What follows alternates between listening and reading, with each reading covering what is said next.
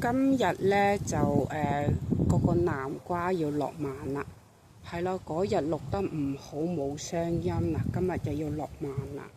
一般係落幾多節咧？總共而家有上到嚟有10幾節，係咯，希望藏到1節、2節、3節、4節、5節、6節、5節啦，睇睇5、6節啦，6節、7節，藏7節到啦，留翻頂，係啦，留翻個頂。咁咧，而家咧就準備晒嗰啲肥料啦。嗱，呢啲咧就係堆肥，樹落葉土肥。呢啲落葉土肥，加埋啲舊土。呢個就係泥，呢就係牛屎。呢個係有機肥，呢個係樽唔同嘅泥。有機肥係咯，4比6比5有機肥。呢個咧就係草木灰。準備晒啲嘢咧，咁就開始啦。今次咧就唔可以伏屈翻喺原先嗰個位啦，就要移過隔離啦，因為順住佢噶嘛，個藤蔓咪好容易折斷嘅，係咯。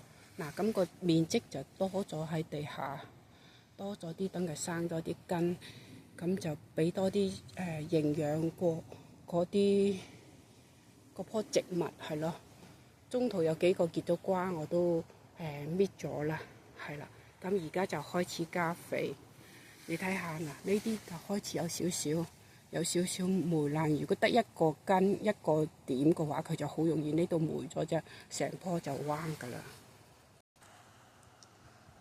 嗱，基本上咧就移植完噶啦，因為唔可以今次係填土係填咗少少營養土，因為嗰度仲有一棵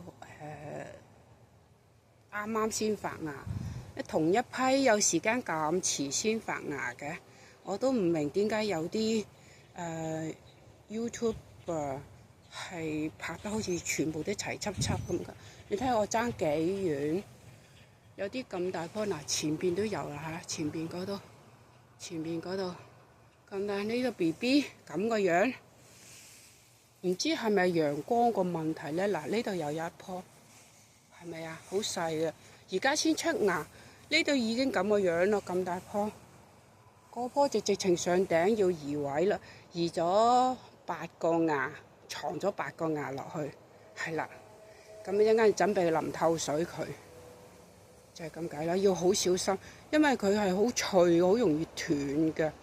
咁嗱，今次就移咗啦，咁就係咯。